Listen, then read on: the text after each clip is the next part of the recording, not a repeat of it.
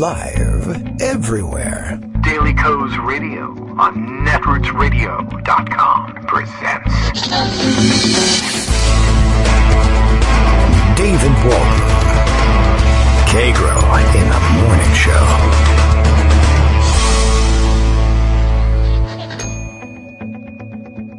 Now, here's David Waldman. Hey, good morning, everybody. How you doing? It is Thursday, November 7th, 2019. Ready for another show? It's a Thursday. We are without Greg Dworkin today, as I briefly mentioned in this morning's Daily Co's Radio is live now, 9 a.m. post. He is involved in a secret Masonic ritual of some kind, I guess, this morning. It's not really it, but it's a good and humorous explanation for what's actually going on. I'll let him tell you about the exciting news, which isn't exciting news and probably doesn't actually warrant another mention on Monday, if he can rejoin us, or for that matter, if he decides once the Masonic rituals are over, he wants to join us for a special Friday show, because he's just itching to get at some of the stories that we missed today, or Trump resigns, or something like that. Well, then fine. He'd obviously be welcome for that, so doors open there. Pardon me. Okay. Time to find our own way through the show. Lots to catch up on. Things are happening. Transcripts being released. We haven't really discussed them fully, but I am guessing that you just couldn't wait, and you've certainly read, if not the transcripts, then the highlights of the transcripts or stories about the transcripts, just to be sure. We'll probably read through a couple of those today. There's lots of in-depth analysis. There's lots of brief passing analysis, 5 things you need to know about the various transcripts, etc., what people think they mean, and more information as we learn more and more about the very strange relationship, quite honestly, between Lev Parnas in particular, but Parnas and who else? Parnas and the other guy, Fruman, and Giuliani. Just the way they came together is kind of bizarre, and we're finding out more and more about what makes their relationship so strange. I just saw this morning NYC Southpaw tweeting out from a New York Times piece on this weird relationship that Giuliani is godfather to Parnas's son. We're supposed to believe, this is what strikes me as so odd about it, we were supposed to believe that they just have this ordinary client-attorney, attorney-client relationship that it's clear that it goes way beyond that. Giuliani has brought Parnas to just too many strange events, both political, like George Herbert Walker Bush's funeral, which seems odd, given that he became a big political donor, or was trying very hard to become known as a big political donor. It's not that surprising that he got VIP seats to various Trump rallies, but also I think he might have been at the convention, etc. But this idea of him also standing as godfather to Parnas's son, they've attended some strange social events together. Maybe we ought to take a look at what's going on here behind the scenes, the things we've learned here. But Daily Co's Radio is live now. We are reliably informed somehow by someone in a completely different state up in Maine. I don't really know how this works out, but that must be just the magic of the internet, I guess. So Daily Co's Radio is declared live now, still coming down off of the Election Day high of knowing his state is now deep blue. This is true. I'm very excited about this. Today, Kagro X, me, David Waldman, is making you all ambassadors to Ukraine. That's right. You can pick up your sash and top hat in the lobby. I think we still use those things. You want to get the white gloves are your responsibility. Keep them clean. And good luck in Ukraine. Doesn't matter whether you know Ukrainian or not. It shouldn't possibly matter. No one's going to speak to you there anyway. They're all afraid of Americans at this point. Okay. Where to start? I don't know. So we'll just make it up as we go along. Let's imagine that the answers are all in pocket, and they are. It's just like I said, the information has been coming so fast and furious. It's such a torrent of information. It's very difficult to keep it organized, and we may just kind of have to run things down more or less chronologically, how they got into Pocket, how they got into my the tweet stream, contains a lot of this, not everything that strikes me as interesting enough to bring up. Or, sometimes I say things and say, that is interesting, but I think we really need to concentrate on something else. And then it reminds me of something else, and they're random thoughts, and I have to go and dig out those tweets just to prove to you that they happened. It's good exercise. For me in particular, I am constantly, when discussing these things at home, my wife knows me well enough, and that should come as no surprise. We're married.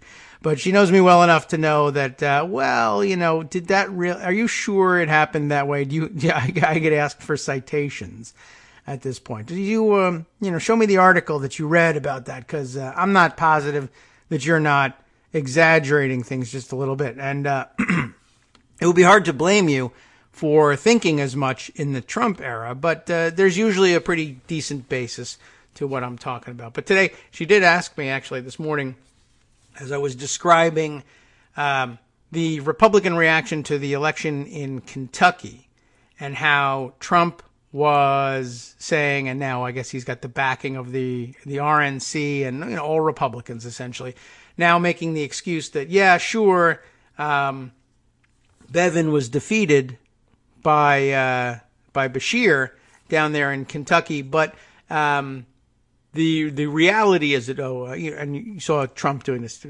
Bashir was ahead by 10, 15, 17, 20 points in the polls, and it grows and grows. And Daniel Dale documented the growth of the claim along the way, the last several days. But she did say, well, are you sure? Because I did hear that there was a pretty significant gap in the polls and that maybe Bashir really was expected to win. And so I was forced to go to the polling roundups and try and find something. And I took a look at 538 and they had the last bunch of polls. I said, I do remember that there was a poll that showed a significant gap between Bashir and Bevin, and Bashir leading. But my recollection is that it was from some polling outfit that, we know nothing about. It was from out of the blue, and they were an outlier with this weird result. And it was true that there was a weird result, one that had something, something in the neighborhood of like an 8-point gap. That's what Trump turned into, 8, 15, 17, 20 points. And I almost did it, too. I almost came back and won because of me and my magical rallies.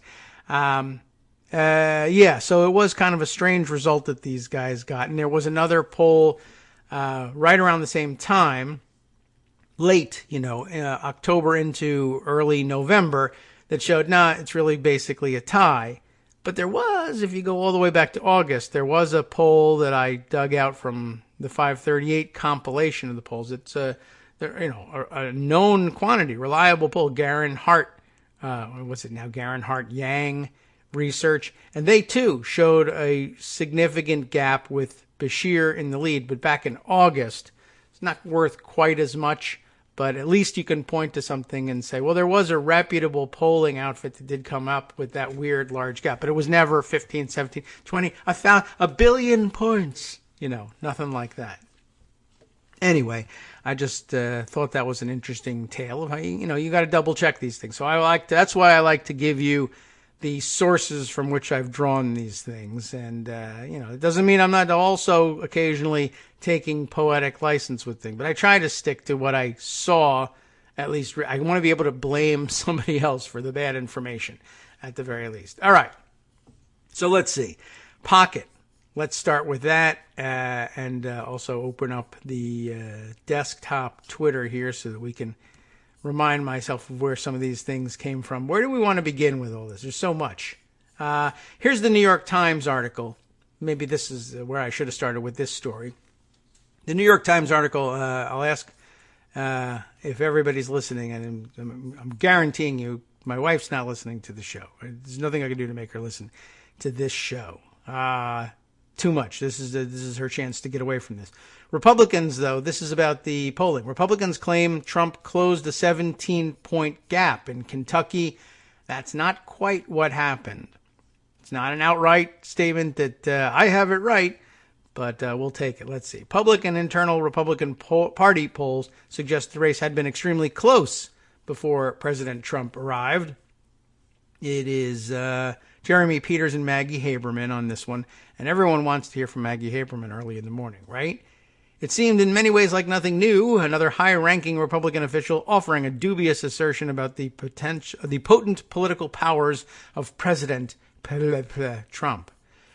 But a claim from the chairwoman of the Republican National Committee, Ronna McDaniel, who's also a Romney, but she dropped the name, that Mr. Trump helped lift Governor Matt Bevin of Kentucky from a 17-point deficit in the polls to nearly even in Tuesday's election, took the president's practice of crediting himself to a new level. No one energizes our base like, and it was on Twitter, so it says, real Donald Trump. Ms. McDaniel said in a late-night tweet on Tuesday. She also included the polling deficit, which did not match up with the vast majority of public polls or internal surveys conducted by campaigns in the weeks before the election or with the Republican Party's own recent surveys. The tweet left the impression that the gap in the polls was fairly recent. Aha, okay. Trying to frame Mr. Bevin's apparent loss as a ninth-inning rally that fell just shy of a win, Ms. McDaniel also noted that 5 of the other 6 Republicans on the ballot in Kentucky won their races and that President Trump helped lift the entire ticket.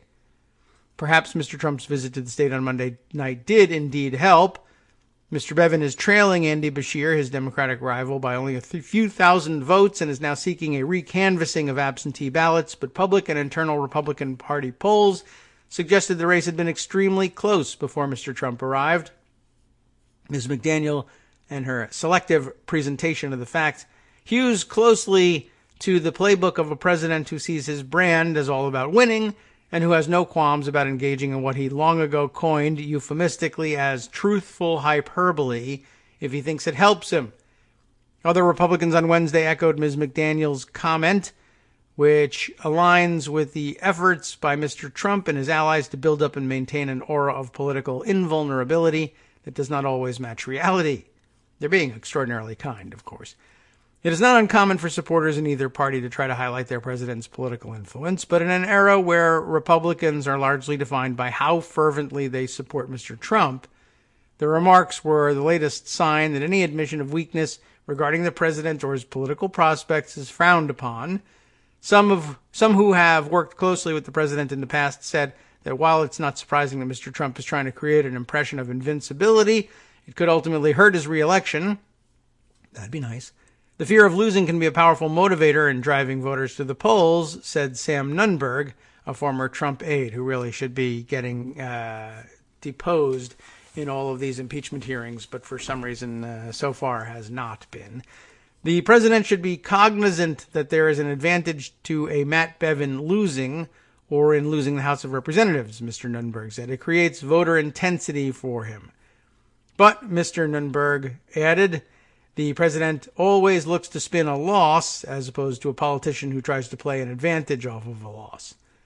The topic of polling, including surveys conducted by the president's own aides, has long been a sore spot for Mr. Trump. In June, he told aides to deny the validity of leaked internal polling that showed him losing to former Vice President Joseph R. Biden Jr. in many key states. Since then, the president's aides have slashed their polling team in half and have kept their data closely held. Mr. Trump has repeatedly denounced as false polls commissioned by news organizations, including Fox News, that show his dismal approval ratings, claiming that only his campaign has the real numbers.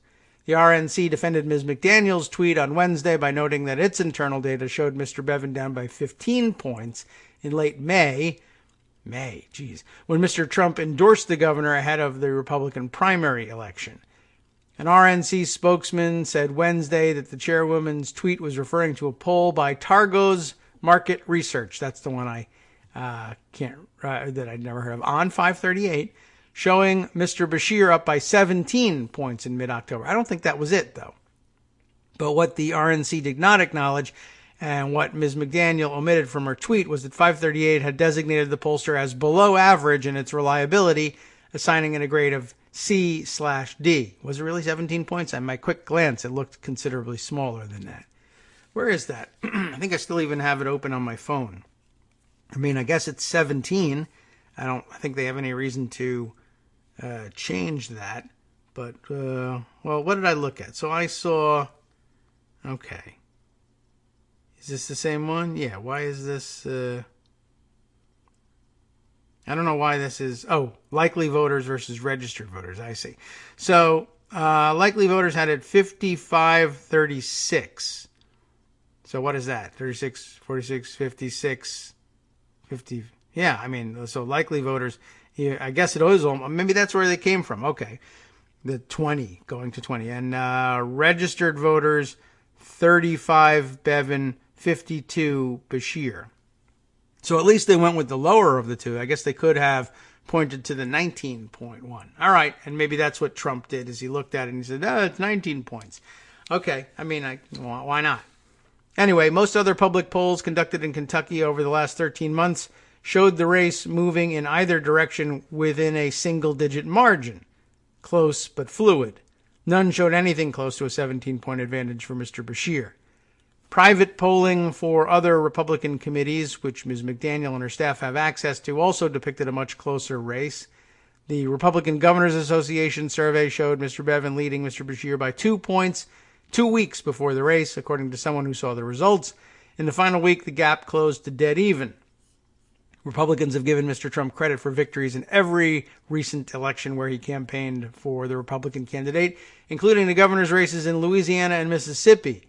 The RNC also said it noticed in the September special election for North Carolina House seat, a marked improvement for the Republican candidate Dan Bishop in the area around Fayetteville, where Mr. Trump held an election eve rally. That county went Democratic in 2018 by more than 4 points, but Mr. Bishop won in September by 0.2 percentage points, which the RNC said was higher than it had expected given historical precedent. It's difficult to assess whether Mr. Trump deserves credit for closing the gap in these races, where just a few thousand votes have made the difference. Given the many factors that can swing close elections, Republicans could simply be holding their noses and voting for candidates they are not in love with so their party doesn't lose. This phenomenon, known as coming home, is not reliable in campaigns, but is familiar to anyone who worked on Mr. Trump's behalf in 2016.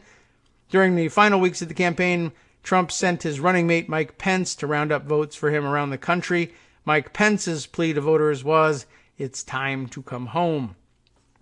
So I guess that's where it comes from. Okay, so that's some news, and I guess that clarifies things. Yes, there was a poll that said 17 after all. So there you have it. But I did at least remember correctly that people were like, what the hell poll is this? This is not anything I have ever heard of before, and not likely to hear about them again anytime in the future either. Okay, so let's see. This had reminded me of something. What was it that I thought I could move on to from here? And I should also make notes for myself along the way. The polling... Oh, yes, right. Other things happening in Kentucky. Yes, now I recall. Somewhere in here, we have a couple of fascinating stories about what the Republicans in Kentucky might actually try out by way of reversing their loss. And as Republicans would have it, staging a coup in Kentucky. A duly elected Democrat is now going to be displaced by a coup in Kentucky. What do they have in mind? Well, we learned this from the local paper down there, the Courier-Journal. The state Senate president, let's see if we can get rid of this pop-up ad. The state Senate president has had something to say about this close election result. Apparently, Bevin, reading from the typical Republican playbook, has said, oh, well, actually I won. I should be basically awarded the governorship because of the massive voter fraud perpetrated, of course, by Democrats. That's the reason that the election results appear to have come out the way they have, but they really haven't. I actually won. This despite the fact that massive voter fraud in the statewide balloting would mean that the wins by all the other statewide Republican candidates would have to be called into question, but they are magically not being called into question because this was very, very specific voter fraud, specifically against me. And if you don't believe that, well, they've got another story to tell you too. Let me read you the Courier-Journal's version of this. Philip M. Bailey and Joe Sonka who many of you may actually be familiar with via Twitter. Joe Sonka, a very active Twitter denizen. And his story goes like this. Kentucky Senate President Robert Stivers, I'm guessing Stivers, Stevers possibly, but Stivers threw another wrench into the state's razor-thin gubernatorial outcome late Tuesday night, saying that the legislature could decide the race. How do you like that? If I actually lost, I guess ultimately, if you can get the legislature, and this is one of those things that we do give them the power to do from time to time, both in the states and at the federal level, if you have a legitimate claim about the legitimacy of the outcome of the race, ultimately the legislature can decide to take it up and review it. No one has made that suggestion except Matt Bevin, but how many suggestions do you need if you have a Republican legislature and they're willing to do anything to hold on to power? So the Senate President, Stivers, says that they might decide the race. Stivers' comments came shortly after Matt Bevin refused to concede to Attorney General Andy Beshear, who led by roughly 5,100 votes when all the precincts were counted. There's less than 0.5%, as I understand, separating the governor and the attorney general, Stivers said. We will follow the letter of the law and what various processes determine. Sort of a non-committal comment there. As I understand it from election night reporting on television, Kentucky doesn't have any particular threshold or any automatic recount provisions, but they do allow for recounts. If one of the candidates says that they would like that, I believe the process is that you first have a recanvass, the cheaper and easier double check. The difference between a recanvass and a recount being the recanvass, they just take out the calculators and make sure that if they add up all the numbers that were reported by all the precincts, the total comes out the same. And if it does, then you've passed the recanvass. Recount would actually look at individual ballots that were cast and were they counted correctly, and did the precincts get their counts right. It could be statewide, it could be in some precincts. You remember that from the 2000 presidential election recount. It was partial recount. Anyway, so what are these various processes and procedures that Stivers is talking about? Stivers, who's a Republican, obviously, apparently based in Manchester, Kentucky, said based on his staff's research, the decision could come before the Republican-controlled state legislature. Under state law, Bevin has 30 days to formally contest the outcome once it is certified by the State Board of Elections. Candidates typically ask for a recanvass of voting machines and a recount first. Or that would be, you would ask for the recanvassing first, and then you would go to the recount, I guess, if that doesn't give you the result you want. And at that point, you can then appeal to the legislature. The last contested governor's race was the 1899 election of Democrat William Goebel. So it's been a while. Stivers said he thought Bevin's speech declining to concede to Beshear was appropriate. He said he believes most of the votes that went to this is the most interesting theory here.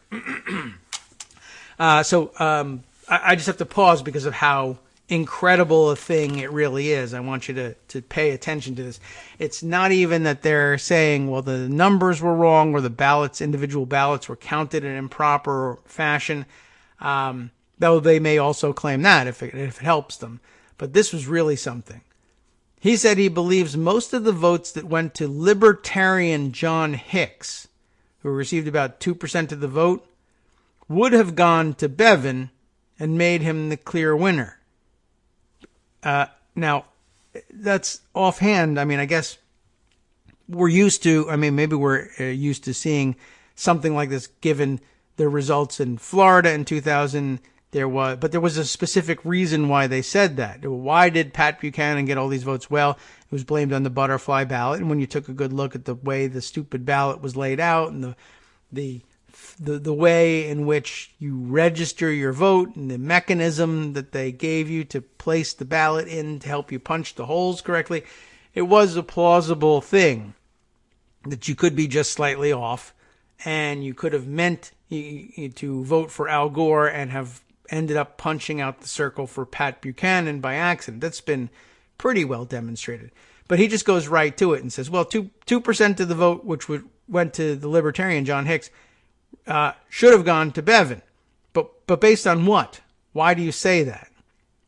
And there's no claim made about the ballot design, or they're next to one another on the ballot, or there was some confusion about the two of them, or their names are similar, or the ballot is laid out weird, or the machines were wrong, or anything.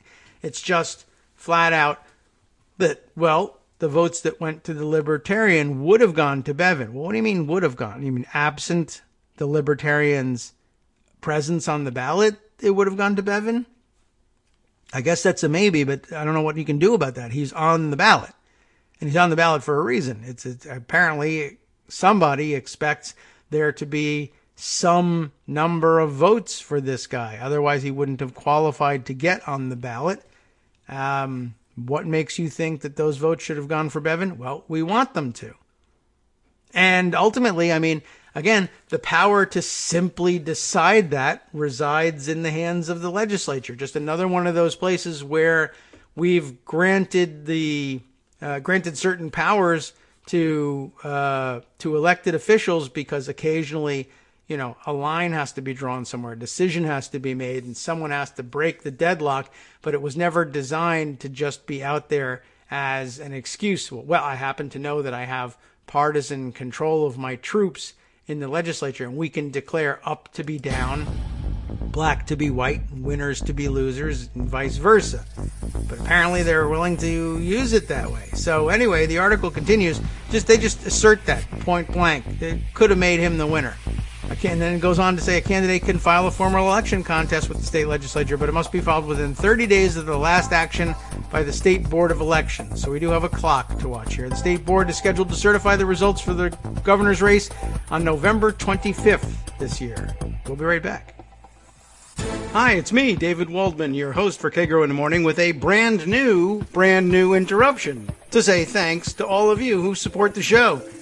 Remember when I told you that our average monthly donation was about $7, for which you were getting 2 great hours of news and entertainment 5 days a week, and how that came out to about 70 cents an hour? That's a pretty good deal, except it's wrong. The math actually works out closer to 17 cents an hour. It is hard to beat a deal like that, and even harder to send your kids to college on it. Thankfully, Patreon.com makes it easy to make that work. Patreon, Patreon.com, is the simple, secure way to make recurring monthly contributions to support our show. Just search for me or the show name on the site, and they make it easy to crowdfund the show so that the power of our numbers can keep the show going for just a few bucks a month.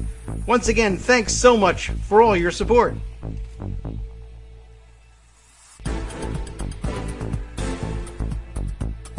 Welcome back now to the Kagro in the Morning Show here on Networks Radio. We'll pick up again with the Courier-Journal piece here just to finish out what they have to say after just flatly reporting that the state Senate majority leader in Kentucky says, well, we could just decide to take up the vote and decide it our way ourselves because reasons.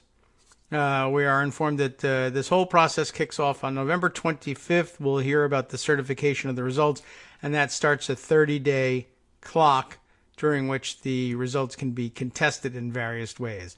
Under this contest, I guess the taking it to the legislature, it says that the candidate challenging the results must specify the grounds for the action, which so far hasn't happened, such as a violation of campaign finance rules or specific problems when it comes to how the ballots were cast. Interesting, the campaign finance rules thing. So you can actually just say, well, we think that the guy got all sorts of illegal money and that he used the illegal money to convince people to vote for him with TV ads, and so therefore.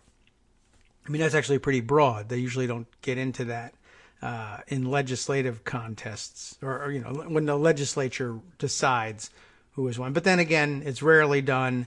And I mean, if you go back to 1899, no television. So that's a problem. But still, they had if they had campaign finance rules, I have no idea.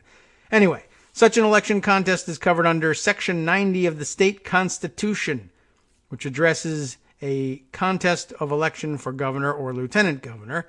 Section 90 states contested elections for governor or lieutenant governor shall be determined by both houses of the General Assembly according to such regulations as may be established by law. Not very specific. Sam Markison, a constitutional law professor at the University of Louisville's Brandeis School of Law, told the Courier-Journal that this language of the state constitution suggests there must be procedure established by law for a review of a contested election to take place by the House and Senate. They can't just make them up, Markison said, but of course, that's what legislation is. It's just stuff that they make up and decide to validate in various ways. So we'll wait and see what they mean by this. Further, he said, such a review would be extremely risky for lawmakers to undertake without clear reasons for a contested election. If the House and Senate were to just proceed on vague allegations without proof, that raises serious questions about disenfranchisement to the voters who voted for the Attorney General, Bashir, who voted for Attorney General Bashir is what it actually says. Markison said. By the way, Markison is Marcosson, if you're looking him up in the white pages or something. It's an extraordinary proposition to suggest that the General Assembly would take vague allegations of unspecified irregularities and call into question a gubernatorial election. Yes, absolutely right.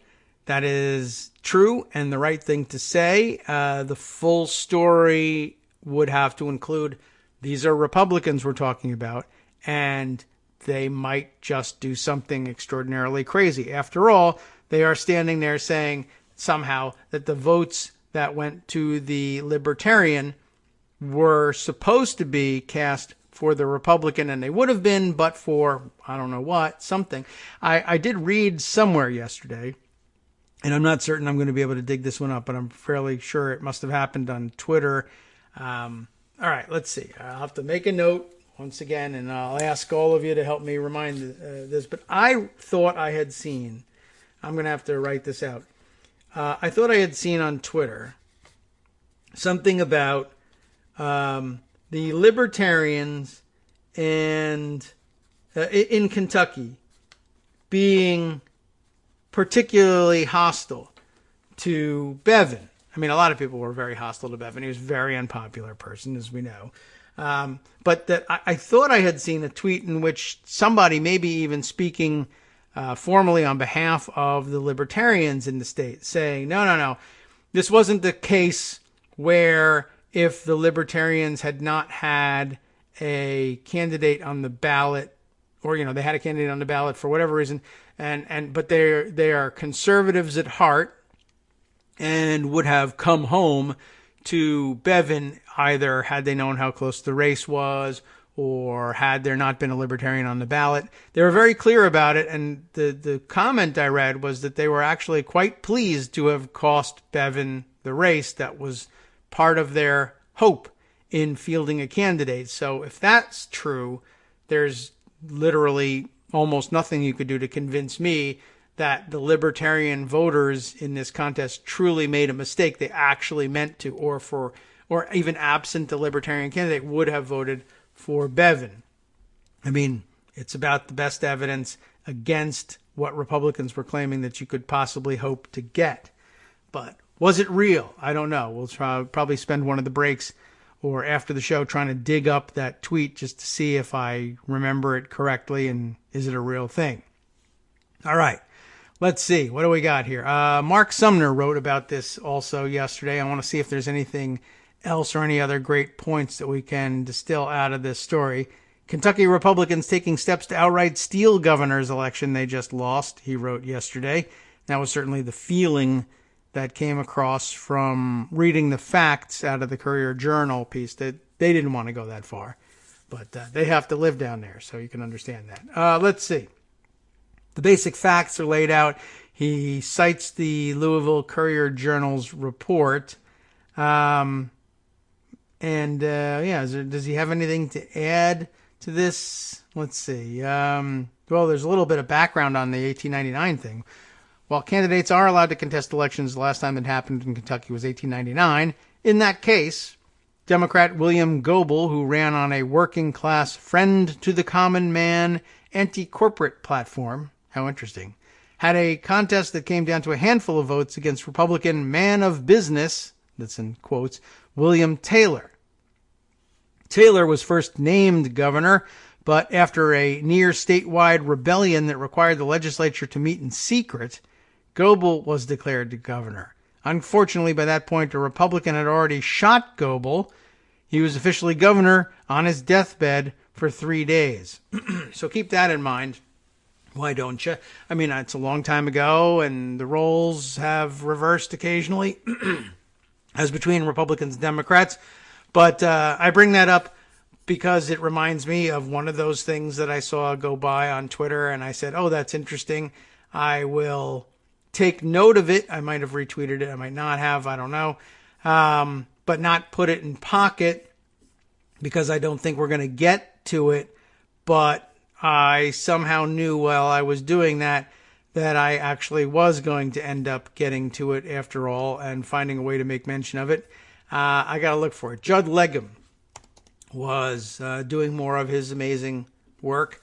By the way, there's more on his story about the fake have a lunch with Donald Trump sweepstakes story. That's getting hotter and hotter. But that wasn't it. I saw him by way of commenting on the political advertising on social media story, where in Facebook has, first Twitter has said they won't be taking any such political advertising during the campaign season, whereas Facebook, one, is taking it, and two, recently we had, I don't know if we actually discussed it very much, but Zuckerberg testifying at a hearing in Congress, I believe, about the subject of political advertising, and him saying, yeah, we're basically not going to, I think first he threw out the idea that we're not going to run political ads,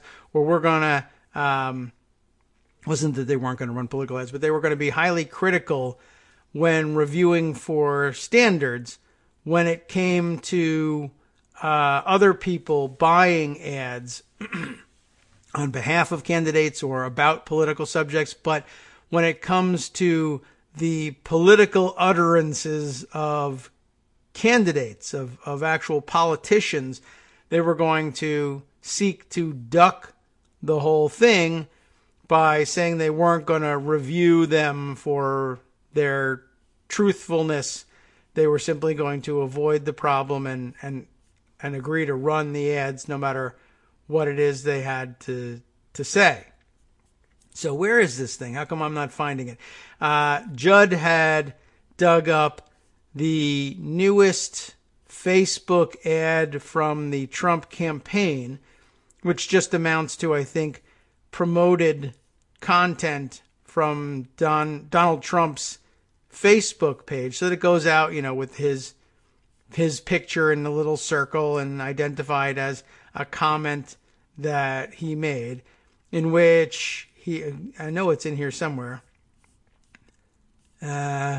Still lots of reporting about the sweepstakes thing, but where is this thing now? I can't find it, and I think I saw Brian Beutler retweeting it, but the long and short of it was that it was Trump's Facebook page declaring that Democrats, when they now realize that they can't beat us at the polls, are resorting to violence. The far left is resorting to violence to try and beat us, and we can't let this happen, et cetera, et cetera. And I don't think that there's any specific, that he points to anything in particular in saying so. He just goes ahead and says so. Now, where is this thing? How come I can't find it? I'm really disappointed that I didn't put it aside. Maybe it's been deleted for some reason, or I'm just, it's difficult to scan this thing while I'm talking, but maybe I can find it in Brian Beutler's tweet stream instead. But if it's been deleted for some reason, I guess that would make it rather difficult.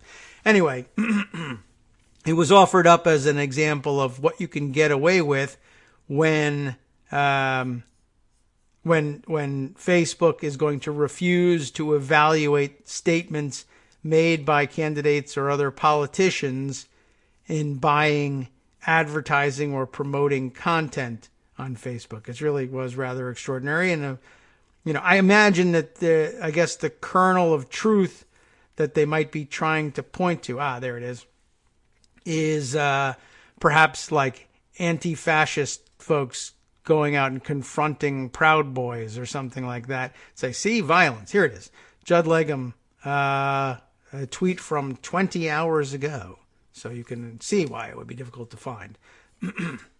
New Trump Facebook ad. He says, quote, the far left knows that they have no chance of defeating President Trump in 2020, so they've resorted to violence to try to silence the millions of American patriots who voted for him.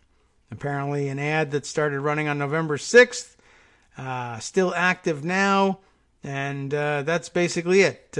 Trump's comment says what it says and then continues on to say, we need to show the radical left that they will never be able to silence us with their violence and their hatred. So, as Brian commented on this thing, that's 100% on Zuckerberg. That's the new policy. You're allowed to do that stuff. Now, back to Kentucky, where we find out that the last contested gubernatorial election that went to the legislature was ended in the legislature validating the election of the Democrat and a Republican shooting the Democrat and killing him. Just thought I might throw in a little context there. That's the legacy that Republicans in Kentucky are out to revive as they and Bevin scan the rules and look to throw the election into contention, quite possibly bypassing the idea of a recount. I don't know whether you can do that or not, so that it doesn't inconveniently show them what they already know, that Bashir is the winner. So, the plan being contemplated is not to do a recount or even a recanvass of voting machines. Bevin could just go straight to the state Congress, that would be the state legislature, then stroll back to the mansion smiling all the way. My read of the Courier-Journal piece, well, according to the professor who they interviewed, no, you've got to go through the process of the recanvass and recount first. But then again, that might just be a law. LOL. Who cares about that? It may be within the power of the legislature to simply declare that that doesn't need to happen after all.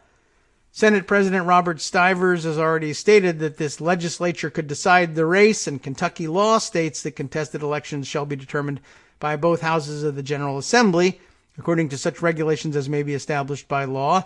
Republicans are now reviewing their rules and regulations around those contests to see if there's something that says they can't simply seat the candidate of their choosing, and there may be nothing to stop them, except norms. And maybe the norms will hold out in the end. We don't really know. Stivers seems prepared to argue that Bevin is the real winner because 2% of the vote went to the Libertarian candidate, and if there had been no Libertarian candidate, most of those votes would have gone to Bevin. But there was a Libertarian candidate, and the State Libertarian Party, here we go, made it clear how they felt about Bevin. And Mark's got a link for this one, so good, that may solve the problem. Quote, we split the vote, and we could not be more thrilled. If our friends in the major parties do not want this to happen again, they should think about supporting ranked choice voting and supporting our issues. Or, as Republicans seem prepared to do, they could just steal the Libertarian votes, give them to Bevin, and declare him the winner, and call it a day.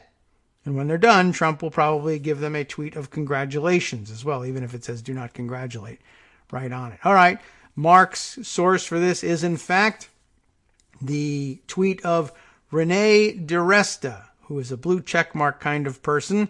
For what reason, I do not know. It just is the case. And it says, wow, the Libertarian Party of Kentucky just comes right out and says it. On another note, New York City, by the way, passed ranked choice voting. That's a good point. Excellent outcome from the election. And in a few hours, we'll see how it plays out in the San Francisco DA race. So not just Maine anymore. Bill, you can stop bragging about, I don't know, I'm making something up. What would be a funny way for you to brag about ranked choice voting being exclusive to Maine?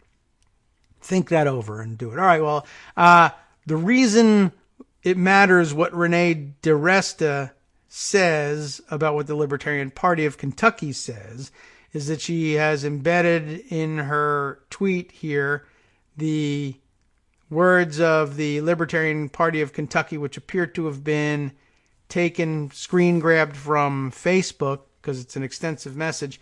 In an ideal world, they say, we elect libertarian candidates and advance liberty. Failing that, we push mainstream candidates toward liberty to advance the cause. But if we can't do those things, and here's the part that counted, we are always happy to split the vote in a way that causes delicious tears. Tonight, there are plenty of delicious tears from Bevin supporters. Had Matt Bevin not ditched his Liberty lieutenant governor for a Mitch McConnell-picked anti-Liberty corrupt running mate who has tried to eliminate Kentuckians' jury trial rights, had Bevin not presided over a huge sales tax increase, had Bevin supported any of our key issues on criminal justice reform, marijuana legalization, expanded gaming, cutting taxes, or acted with the least bit of civility, we probably would not have run a candidate. Of course, he did the opposite, and here we are. We split the vote, and we could not be more thrilled. If our friends in the major parties do not want this to happen again, they should think about passing ranked choice voting and supporting our issues. And in the meantime, thank you to John Hicks, Ann Cormican, Kyle Hugenberg, Josh Gilpin, and Kyle Sweeney for running. Your effort was appreciated. For the Bevin supporters, your tears are delicious. And a link to a CNN article about the results from Kentucky. So I guess that clears things up. The libertarians in Kentucky were not in favor of Matt Bevin's reelection, and there would be no basis for them to go forward with this idiotic idea that libertarians really meant to vote for Bevin or would have if he wasn't on the ballot or mistakenly marked things for him or anything like that.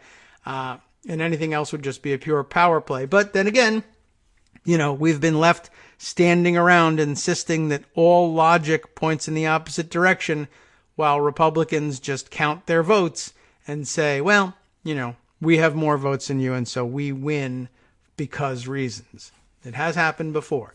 Any indication it'll happen now? Well, they've been throwing it out there.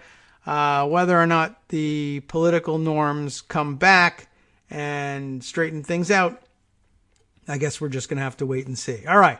Other stories socked away in our various storage spaces that seem important and likely to interest you on a show like this.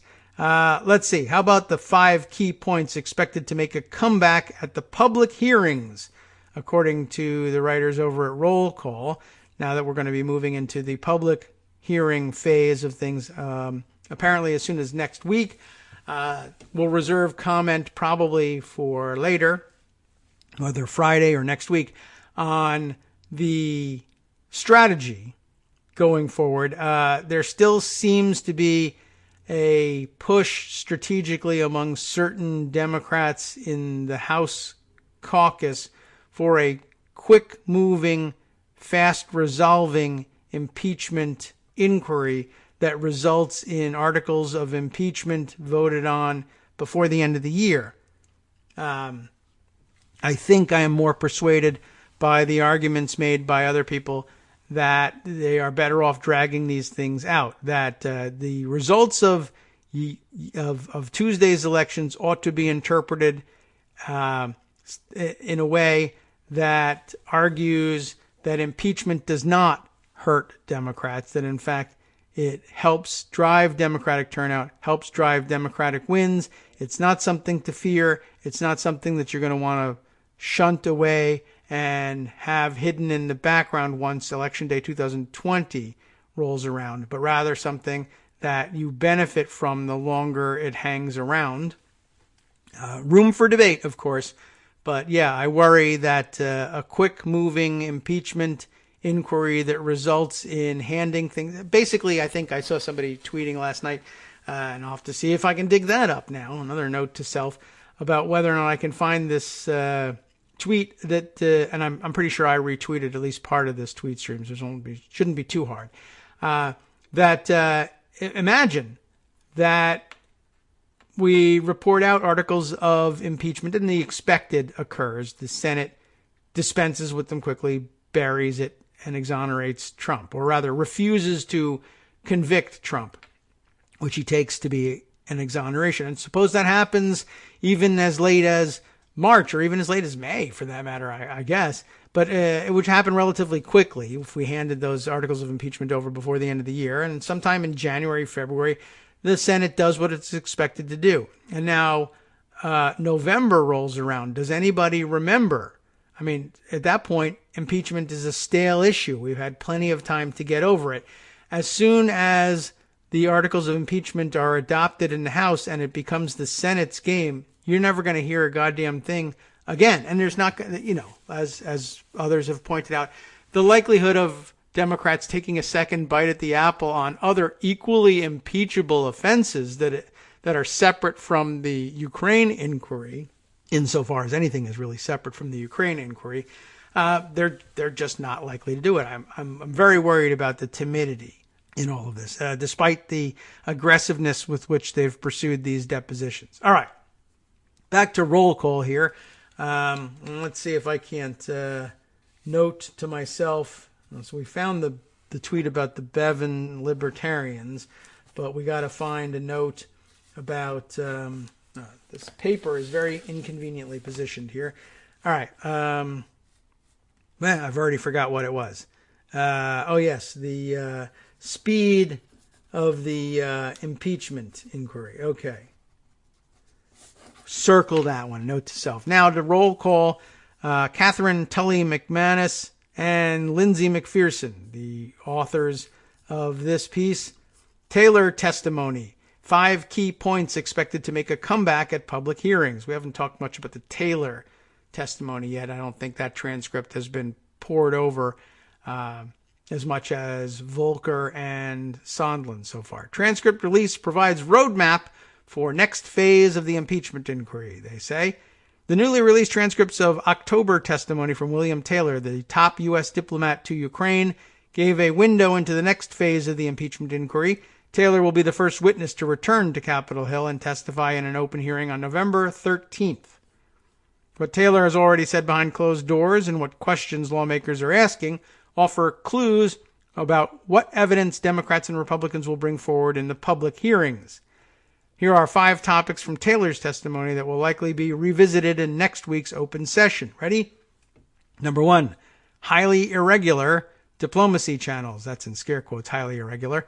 Democrats will likely ask Taylor to rehash descriptions he gave in October of the 2 channels of diplomacy that emerged in Ukraine, a traditional channel through the State Department and National Security Council, and a second channel led by Trump's personal lawyer, Rudy Giuliani. I would argue the second being invalid in its entirety. Taylor was alarmed by the latter, which he called weird, and I'm calling illegal. He walked investigators through conversations he had with U.S. diplomats in both channels. Taylor raised concerns that the second channel was, quote, conditioning an important component of our assistance on what would ultimately be a political action, unquote. That's the bribery and extortion people are sometimes hiding behind the confusing Latin terminology of quid pro quo. Anyway, so he says the second channel was doing this and creating a schism between the priorities of U.S. diplomats and those of Giuliani, who were not U.S. diplomats, I would say, who was trying to get a commitment from Ukrainian leaders to investigate Trump's political rivals. Taylor, in the depositions, saying the irregular channel seemed to focus on specific issues, specific cases, rather than the regular channel's focus on institution building. So the irregular channel, I think under the influence of Mr. Giuliani, wanted to focus on 1 or 2 specific cases, irrespective of whether it helped solve the corruption problem, fight the corruption problem. And here he's questioned by Adam Schiff, who says, and those 2 cases you mentioned, the Burisma and the Bidens and the 2016 election, those were both individual investigations that were sought by Mr. Giuliani because he believed it would help his client, who also happened to be, I would say, the President of the United States, right? Taylor, that's my understanding. Taylor described Giuliani as having a corrosive effect on U.S. officials who dealt with him as a part of the irregular channel, including Kurt Volker, the former special envoy to Ukraine. In response to questions from Republican staff, Taylor said that he's known Volker for around 20 years and confirmed that he views him as a man of integrity. When asked if Volker always acted, quote, in the best interest of the United States, he wavered. When he got involved with Mr. Giuliani, I think that pulled him away from it, or diverted him from being focused on what I thought needed to be the focused on. That is, Taylor said that, how people speak off the cuff here. So in general, yes, but the Giuliani factor, I think, affected Ambassador Volker. Number 2 in the list of 5 here, broad opposition to assistance hold. A large portion of Taylor's testimony focuses on the congressionally approved U.S. security assistance for Ukraine that was withheld for months. Democrats have honed in on this as evidence of a quid pro quo, bribery and extortion, better terminology for it, and I think I even have some tweeted video that might help explain some of that, but Greg's done an excellent job in arguing as to why it should be referred to at least as bribery in the ABCs of impeachment.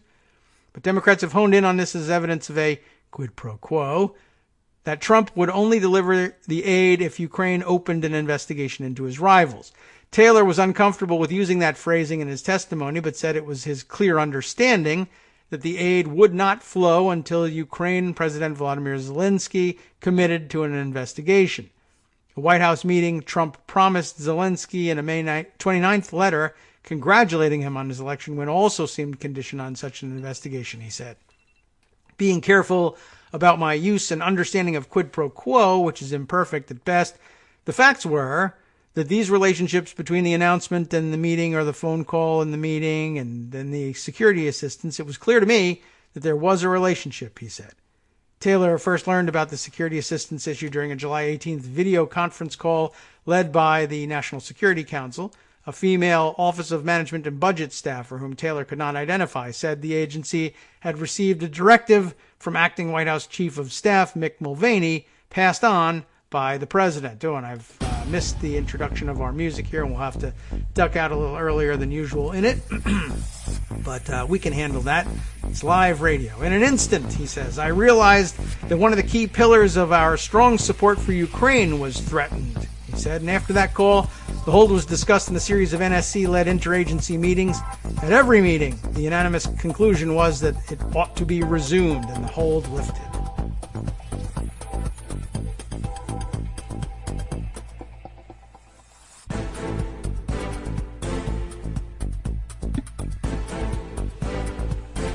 Welcome back now to the Kagro in the Morning Show here on Netroots Radio. Coming in at the wrong part of the music because of our late start, but okay. By the way, let's see. We probably, is it easier for me to discuss this just straight up, or yeah, okay. Well, we have the Street Warlock 478. Is that a new username for our old Warlock friend? How many Warlocks could we have following us? I don't know. First of all, thank you very much for offering up the.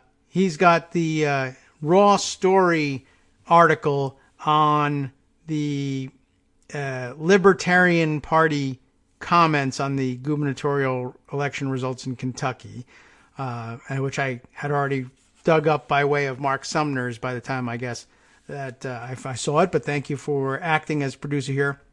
Your other comment, by the way, saying, I am not sure that the Bevin defeat was due to impeachment efforts. Are there any articles relevant to this?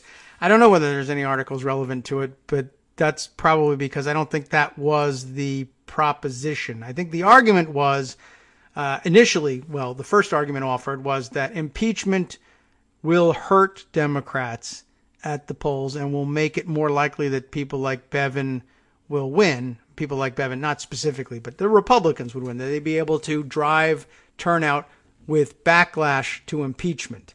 So the question was never whether or not impeachment would make Democrats win.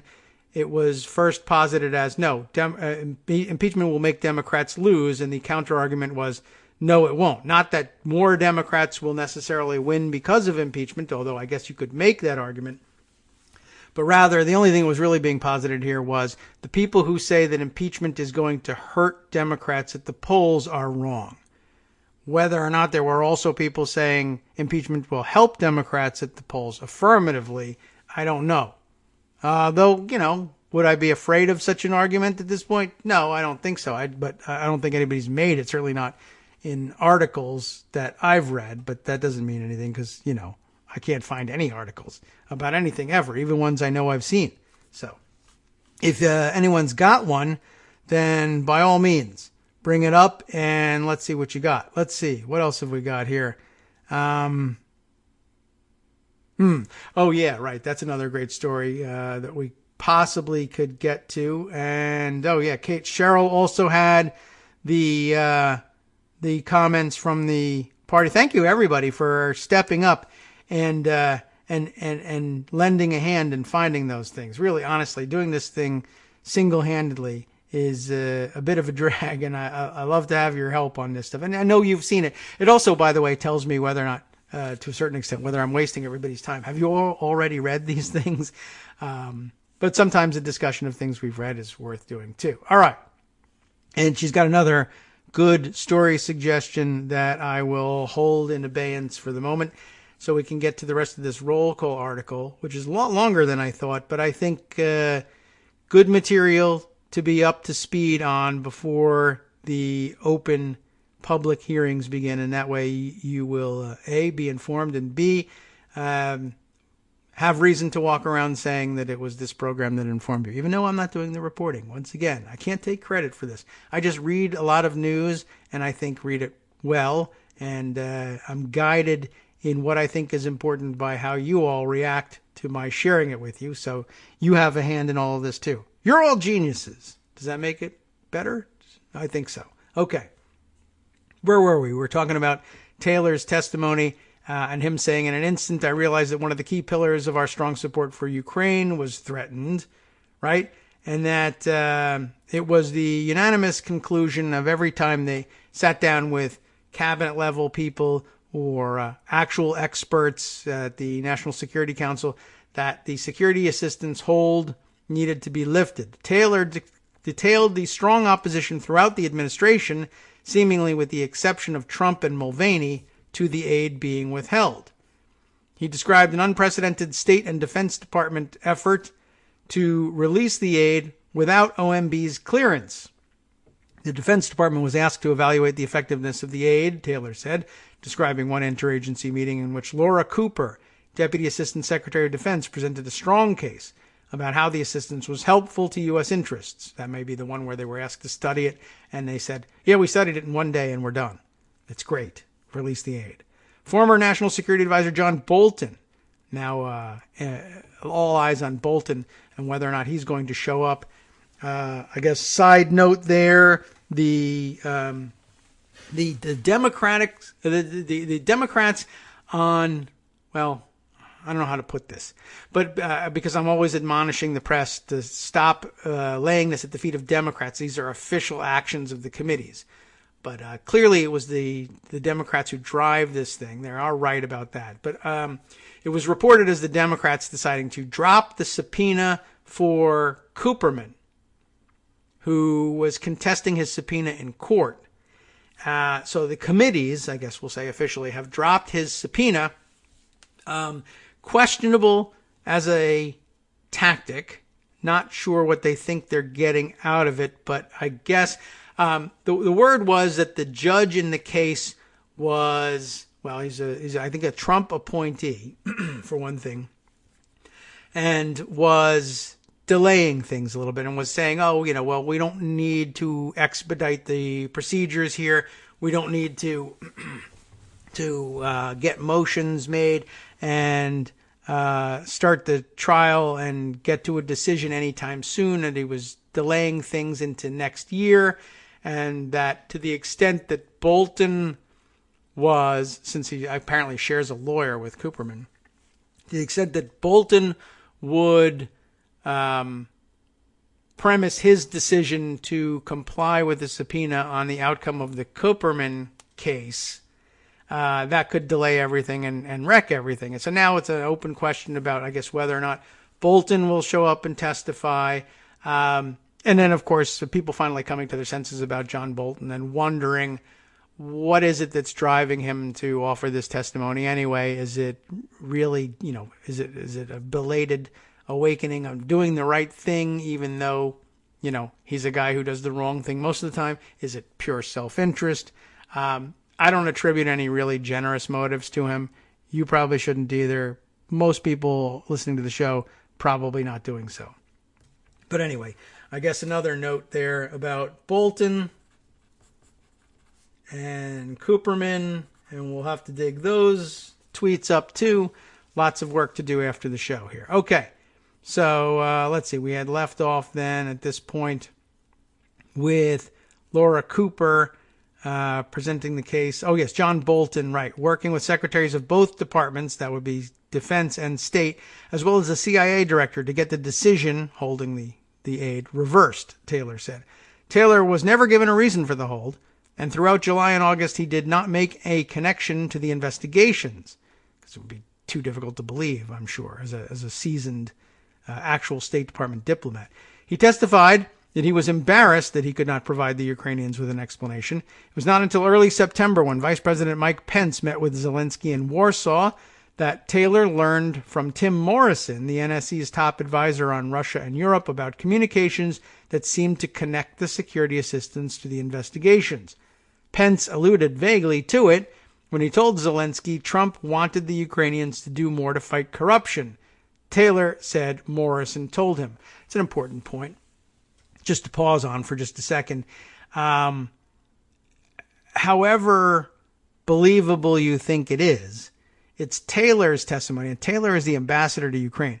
It's Taylor's testimony that it isn't until early September that he picks up any real clue that, makes him believe that there's a connection between the withheld aid and the demand for investigations into Biden and CrowdStrike and the rest, and Burisma. And how does he pick it up? He picks it up from the comments made by Mike Pence. So what that is of course evidence that Mike Pence knew. Mike Pence knew exactly what he had been sent there for and was in on it and a part of it, and so is therefore, I think, implicated in the scheme. Whether or not Pence learns it earlier than his preparation for the trip to Warsaw isn't answered here in this roll call article, but open question, something worth investigating, particularly if you're going to be impeaching the president based on this. You might also have to impeach the vice president based on it, and you better get to the bottom of the story. Pence alluded vaguely to it when he told Zelensky Trump wanted the Ukrainians to do more to fight corruption. That's what Taylor said Morrison told him. A separate meeting in Warsaw between Sondland and Andrei Yermak, a Zelensky advisor, was more explicit. Sondland said security assistance would not come until Ukraine committed to pursue a probe of Burisma, the energy firm tied to Hunter Biden. You know about him. According to what Morrison told Taylor. Sondland told Taylor in a phone call the following day that, quote, Trump wanted President Zelensky in a box by making a public statement about ordering such investigations, unquote. Although Sondland later said Trump explicitly said he was not asking for a quid pro quo, which is, did you do the crime? I did not do the crime. He did do the crime, but that is what a person who did the crime is likely to say when you ask. Throughout these events, Taylor was contemplating resigning over a concern about tying foreign aid to domestic politics, which he called crazy. Ultimately, the aid was released on September 11th without Zelensky having committed to an investigation. P.S. It wasn't really released because, of course, Congress had to rescind and then reappropriate the money in order to make any of it available before the end of the fiscal year. So claiming credit for releasing it on September 11th when the fiscal year ends September 30th is not really living up to the claim here. It was released, but it was unusable. And they released it then because it was unusable. They waited that long because they knew that releasing it then would still win them the ability to hold it over Ukrainian heads. The third point out of the 5 to look out for, Zelensky under pressure, with a question mark. Democrats will be interested in hearing more about a July 20th phone call Taylor had with Ukrainian Defense Secretary Alexander Danylyuk. We've called the name before. It's just difficult to remember how we pronounce it. Danylyuk. Danylyuk. It's my best guess at that one. By the way, one more comment about this. Democrats will be interested in hearing more about it. That's true. Republicans will not be interested in hearing more about that. That is also true. But again, officially speaking, Congress, which has the prerogative here in the impeachment inquiry, will be interested in finding out the truth. The majority of Congress on the House side will be interested because they happen to be Democrats. And again, just to put a finer point on it, what it means is Republicans will have no interest in carrying out their constitutional duties here. That should underlie everything you read. All right. He conveyed to me that President Zelensky did not want to be used as a pawn in a U.S. re-election campaign, Taylor told the lawmakers. Taylor's description of the call undermines the idea repeated by Trump that Zelensky felt no pressure or concern about the requests for investigations. There you have another episode of How to Read a Trump Comment. Trump says Zelensky felt no pressure. Zelensky is telling everybody, hey, I feel a lot of pressure here. How to Read a Trump Comment. But Taylor also remained concerned Zelensky would give in to Trump's demands. In a September 13th meeting, 2 days after the hold on security assistance was lifted, allegedly, Taylor warned the Ukrainian president that launching the investigations would be a bad idea. I had just said to President Zelensky, bipartisan support of Ukraine in Washington is your most valuable strategic asset. Don't jeopardize it. And don't intervene. Don't interfere in our elections, and we won't interfere in your elections, he told congressional investigators. I had just said that to President Zelensky, and on the way out, I said the same thing to Andriy Yermak. And the body language was such that it looked to me like he was still thinking they were going to make that statement. Yermak is a top aide to Zelensky. We actually do know that, but they included that note. Taylor was referring to Sondland telling him that Zelensky committed to announcing the investigation in a CNN interview. Although the security assistance had been released, a White House meeting Trump had promised Zelensky had still not been scheduled. So, by the way, regular MO of Trump there. He thought he was going to get the announcement even though he hadn't given what he said he was giving in exchange for the announcement. Now, he actually points to that and says, see, no quid pro quo because of that. Like, well, you just hadn't executed your part of the bargain yet because you're a cheat as well as a thief. Extortionist, let's say. All right, number 4, do all roads really lead to Russia? They do, and that's why it would be foolish to try to separate the Ukrainian issue from the Russian issue, but they may yet do that. Speaker Nancy Pelosi has frequently communicated her concerns that with Trump, all roads lead back to Russia, and his fondness for President Vladimir Putin. So it would not be surprising if Democrats used Taylor to explain why the decisions Trump made surrounding Ukraine could be seen as helpful to Russia. A batch of text messages between top State Department officials previously released by the committees showed one in which Taylor describing a scenario in which Ukraine gives an interview committing to investigations Trump wanted and didn't receive the security assistance that was being withheld, a scenario Taylor said Russia would love and would drive him to quit. Taylor elaborated on that text in his testimony, saying his nightmare was that Zelensky would commit to investigating Biden and other conspiracy theories, take all the heat from that, get himself in big trouble in this country and probably in his country as well, and the security assistance would not be released. With the Russians leaning on Ukraine, that's quote, leaning on Ukraine, Taylor said the Kremlin is interested in any assistance the Ukrainians receive, but especially support from the Americans.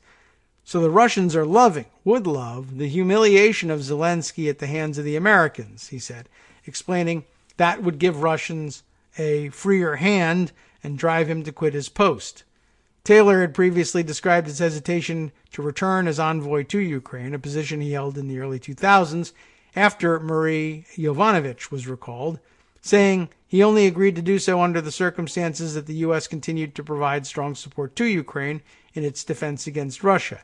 He said the scenario he described would be the equivalent of throwing Ukraine under the bus, and that he wanted no part of that. Finally, number 5 here, Republicans pursue a different focus. What can we expect from them?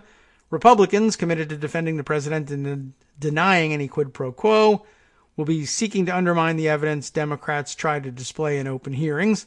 The transcripts released this week show that a key argument Republican lawmakers and staff made behind closed doors is that Ukrainian officials did not know that U.S. aid was being held up at the time of the July 25th phone call between Trump and Zelensky. If nobody in the Ukrainian government was aware of a military hold at the time of the Trump-Zelensky call, then, as a matter of law and as a matter of fact, there can be no quid pro quo based on military aid, Representative John Ratcliffe of Texas told Taylor. An exchange like this one between Ratcliffe and Taylor will likely be a feature of Republican strategy for the open hearings. Taylor saying, July 25th is a week after the hold was put on, the security assistance, and July 25th, they had a conversation between the two presidents where it was not discussed. Ratcliffe says, and to your knowledge, nobody in the Ukrainian government was aware of the hold? Taylor, that is correct. Great. Thank you for clarifying, says Ratcliffe. Republican staff later asked Taylor if there were any concerning activities coming from the irregular diplomatic channel after the funds started to flow. Not that I can remember, Taylor said, but the funds didn't really start to flow, did they? Devin Nunes, the top Republican on the Intelligence Committee, has asked multiple witnesses about Ukrainian connections to the Hillary Clinton campaign in 2016 and the Steele dossier, including Taylor. Republicans pursued a line of questioning focused on certain Ukrainian officials who have spoken negatively about Trump, as well as questions about whistleblowers, and those issues are likely to reemerge in the public sessions. Maybe, but because I guess the fact that they haven't elaborated on them here tells us there's not much to elaborate on, and I can't imagine what they think they're going to get traction-wise on the Steele dossier out of Ukraine. It's just them asserting that it came from them, and they have no proof of that, and it's not going to go very far. As to whether or not the Ukrainian government had any knowledge on the July 25th phone call about the quid pro quo, I guess the best you can do with that is leave people with some doubt as to whether or not the July 25th phone call was or wasn't the proposition of a quid pro quo.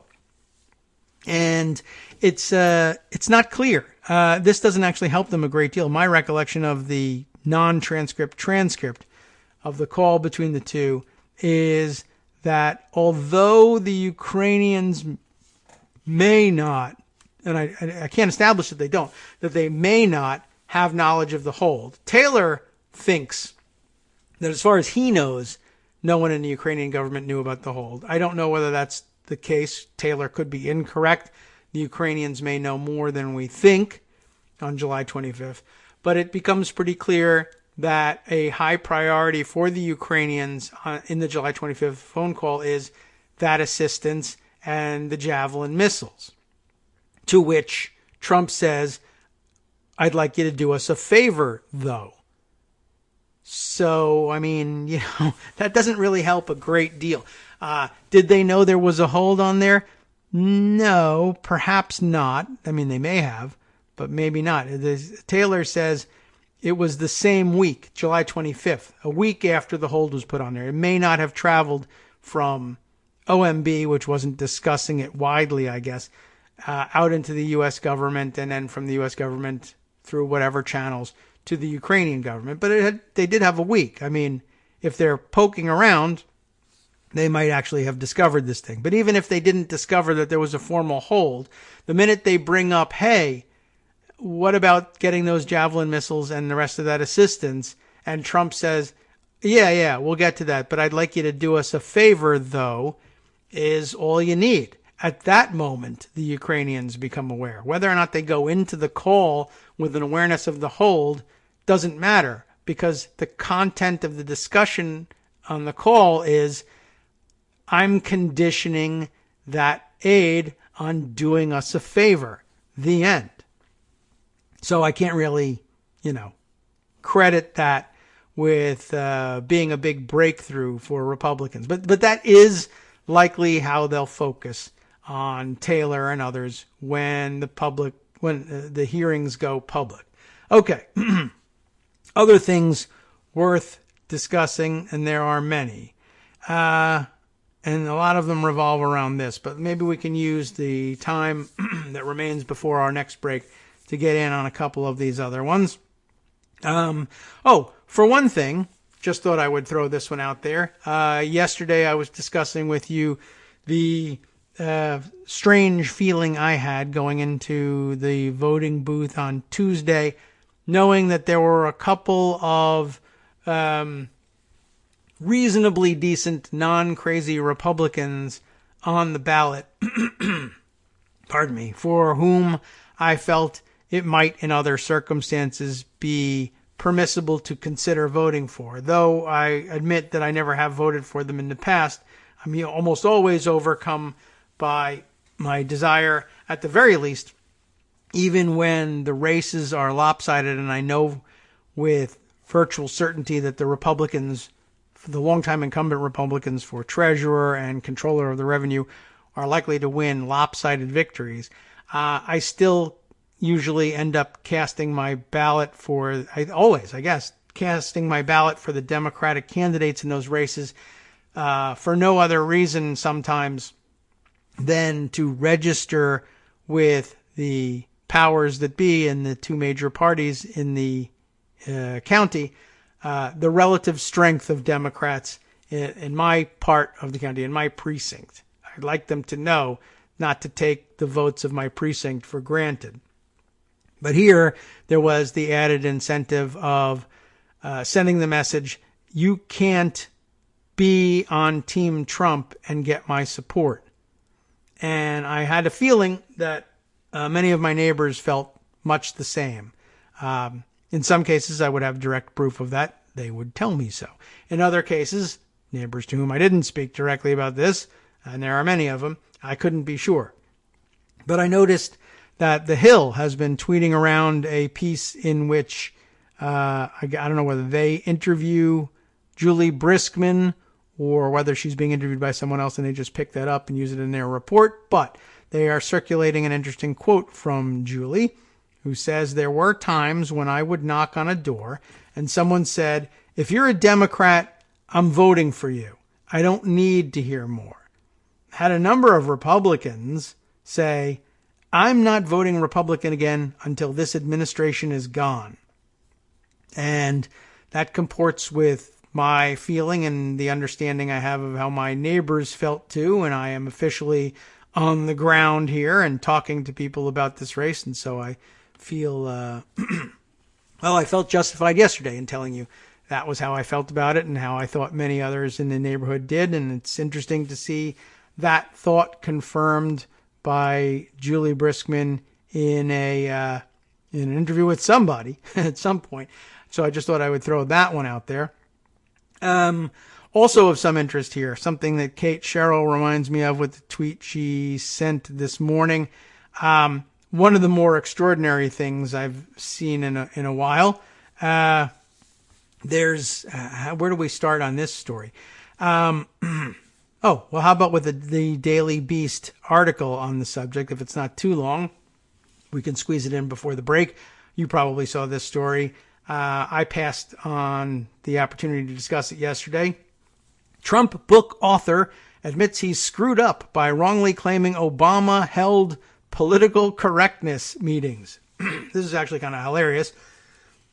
And let's see. Justin Baragona on this one too. Did we make mention of it yesterday?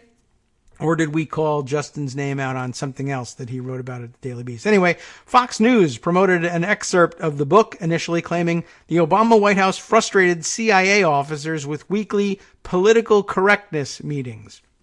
Really something of a hilarious story. After a FoxNews.com article drew howls and derision online for claiming the Obama White House received complaints from top CIA officials for holding weekly political correctness meetings, the author of the book admitted that he didn't understand that the initials PC actually stood for Principals Committee. In an article published on Tuesday on Fox News' website, reporter Sam Dorman uncritically featured quotes from conservative political commentator Doug Wade's, W-E-A-D, Wade's upcoming book, Inside Trump's White House, The Real Story of His Presidency. The real story, yeah. To claim that the Obama administration was, quote, too concerned with political correctness as it micromanaged intelligence matters. The basis of the claim came from an excerpt sent by the publisher's PR firm ahead of the book's November 26th release. As quoted on Fox's website, the Weed excerpt read, what the president did and what Mike did as well, my White House source told me. that'd be Pompeo, was to decentralize a lot of the control, giving it back to the experts in the field who are now tasked to make these decisions. The most important decisions are still passed up through the chain of command. A lot of the others can be made closer to the action. We've got all these great people throughout the government. The new Trump theory was to let them make choices if they're not making those decisions themselves, and we can always pull it back up. So that was the first thing. The next thing they said was that in a previous administration, they spent a lot of time in the White House doing nonstop PC meetings. And they just put in brackets there. PC means political correctness, because that's the sort of thing. They saw PC, they got triggered, they thought that must be what it was. It turns out that it's Principles Committee. Not the same thing. Hi everybody, it's me, David. Let's change things up from the old fundraising pitch for just a minute and talk instead about how you can be a part of our show. If you've got a smartphone or any other electronic recording device, why not sit down and record a segment for us? Read us an important article and give us your take. Read one of your own original essays, or even just give us your commentary on something you'd like to share that's important to you. Then send the file to me at kagrox@gmail.com, and I'll try and work it into the show. Short segments, a few minutes in length, are easiest to fit in. And of course, I can't always guarantee that I'll be able to play everything, but if you've ever shouted at your radio or TV about something you wish was being covered, here's your chance to change that. Make the show your own. Send your submissions to me at kagrox@gmail.com.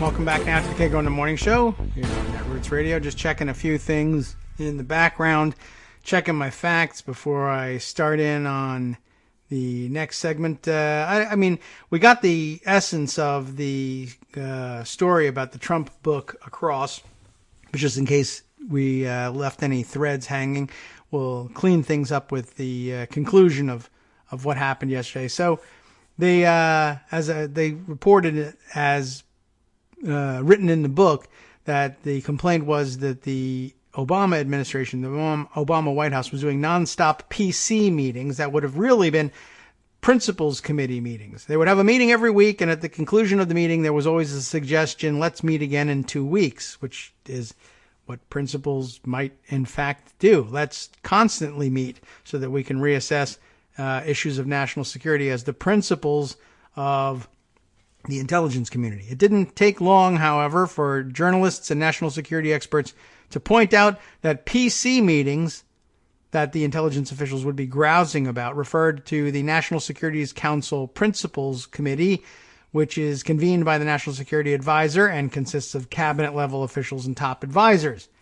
Now, amid the backlash, Fox added an editor's note to the article that read, "The book that is the subject of the story is accurately quoted below in describing PC as politically correct in brackets. Fox News is aware that PC may instead stand for Principles Committee and has reached out to the author for further explanation. The story has been updated and will be further revised if necessary." Wade, a frequent Fox News guest who has touted Trump as the new FDR, eventually informed the network that there was simply a misunderstanding between him and his source. The admission prompted an amended editor's note now featured atop the Fox article. An earlier version of the story accurately quoted the book as describing PC as standing for politically correct in characterizing certain Obama administration meetings. The author has since informed Fox News that this was due to a misunderstanding between him and his source, and that the initials refer to Principles Committee. That's about as gently as you can put it. An earlier version of the story was accurately quoted them. The author has since informed Fox News that he's an idiot and was a triggered moron and decided that PC stood for politically correct because that's what it's like when you watch Sean Hannity on TV, and not at all what his source told him. The guy had no idea what his source was talking about, probably had no business writing the book, and here it is anyway. That's, of course, they weren't going to do things that way, but pretty amazing. Anyway, so as I said yesterday on Twitter, a big Fordham University to you, Mr. Weed, and to Fox News and all you idiots for believing this stuff. Of course, what I'm saying here is F you, not Fordham University, but let's just put it in brackets that way anyway. because that's what I think of, and I'm sure what you think of anytime you see the initials FU. Okay, or at least hear them said. All right, let's see. I just wanted to kind of get that one on the record because that was pretty amazing. Let's see. Other things, which direction to go in next? There's so many things, but I think at this point we maybe need to be done with the depositions and hearings and need to move on to others. Let's see. For instance, man, there's a million things that we could be doing here. One, the Washington Post and New York Times, both with late evening stories about Trump's request, and we'll see how strongly it was put. I don't know whether we're ever going to get further down into the details of this thing. The Post came out first, then the Times followed up, and I'm not certain what to do here. The Post had the story first, so I should read that. Though I think I saw in the New York Times story being tweeted around that perhaps they had pried loose some further detail on the issue. And so maybe in the interest of time, we go with the New York Times, though they were second in time. And I guess the Post deserves the credit for breaking the story. But for our purposes, Attorney General declined Trump request to declare nothing illegal in Ukraine call. I know you've got to have heard this story by now. President Trump asked Attorney General William P. Barr to hold a news conference stating that no laws were broken in his call with Ukraine's president. Mr. Barr declined. So instantly you're able to conclude, wow, that was even too far for Barr. That must be pretty serious. Michael Shear, Michael Schmidt, Maggie Haberman, some of your favorites on this piece. Trump asked that the Attorney General hold this news conference. I don't need to repeat that. Trump's request came shortly after the White House released a reconstructed transcript, it's an interesting way of putting it, of the July 25th call. You know all about that one between him and Zelensky. An intelligence whistleblower, of course, pointed to the call as evidence that the president had tried to enlist a foreign power to help him in the 2020 election. Impeachment inquiry begins as a result. Trump, who has aggressively pushed Republicans and administration officials to say he did nothing wrong, has repeatedly said the call was perfect. In the days after the reconstructed transcript was released to the public, the White House told the Justice Department of Mr. Trump's desire for Mr. Barr to appear publicly, according to the person who was told of it. The request was first reported by the Washington Post. Trump asserted Thursday on Twitter, isn't that today? Yes, that the Washington Post made up the story. Well, I guess that was very early, 7:30 this morning, and I guess they crammed that into an update. Great, okay. Made up the story and denied that he had asked the Attorney General to speak publicly about the phone call, adding that he never asked his Attorney General to hold a news conference. Let's see how he puts it. Bill Barr did not decline my request to talk about Ukraine. The story was a fake Washington Post con job with an anonymous source that doesn't exist. Just read the transcript. The Justice Department already ruled that the call was good. We don't have freedom of the press. Why say that? That doesn't follow from any of that, but okay. What's not in here is that, I didn't ask Bill Barr, or I didn't ask anybody to ask anybody to ask anybody. And the Washington Post story, as I understand it, made pretty clear that it was not, they weren't sure. They hadn't tracked down exactly who asked who to do what, but just that it had been described to them that the president's interest in having Barr do such a press conference was forwarded, made its way to him. And, we've heard in a number of instances how the president works on these things. He said, in his outrage, screams something to Mulvaney. Mulvaney tells somebody at Justice. Somebody else is the one who tells Barr. Barr says no to that person. That person tells the person who told them. That person tells the person who Mulvaney sent to tell him, and it gets back to Mulvaney and then back to the president. So to the extent that Donald Trump cares about avoiding outright lies, which I'm not certain that he does, he may be saying, or he might just be lying outright, and it would be his intention, no matter who asks him what question, however carefully worded, he would deny the whole thing. But other presidents in the past have used these sorts of mechanisms for plausible deniability. Okay, so that's well worth pointing out.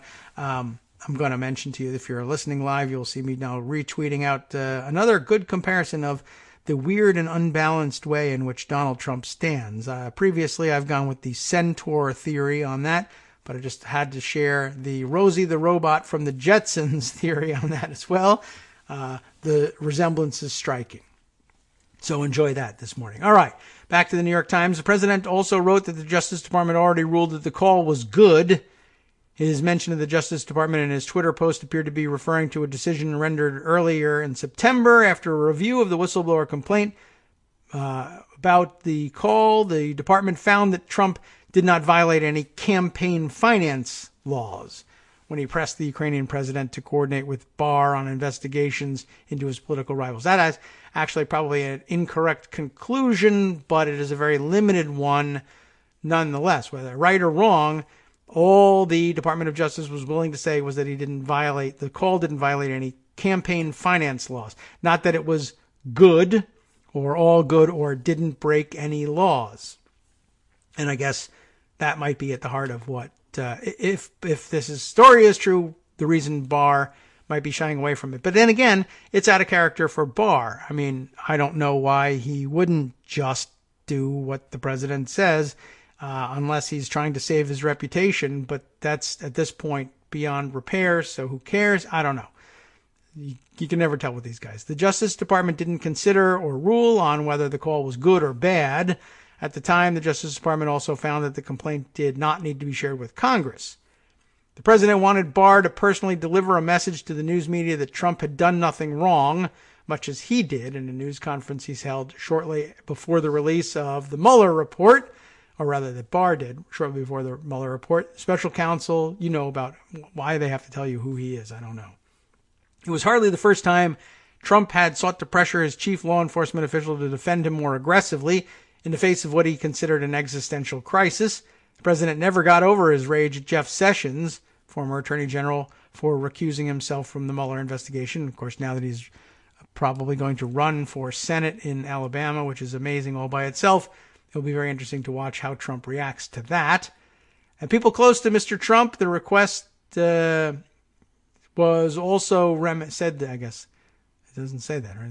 And two people close to Trump. The request was also reminiscent of what he wanted James Comey, director of the FBI at the time, to say publicly about whether the president was personally under investigation, as the Bureau looked at possible conspiracy between the Trump campaign and Russian officials in 2016.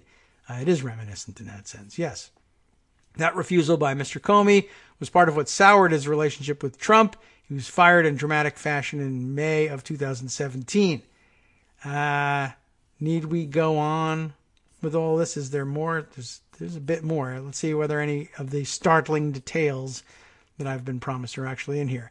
After the release of the whistleblower complaint about the Ukraine call, the Department of Justice spokeswoman put out a statement saying the criminal division had reviewed the official record of the conversation, determined that there was no campaign finance violation, and that no further action was warranted. That satisfied Trump, according to one of the people with knowledge of what took place. Barr had been involved in the decision to release the transcript of the call between the two presidents, according to multiple White House officials.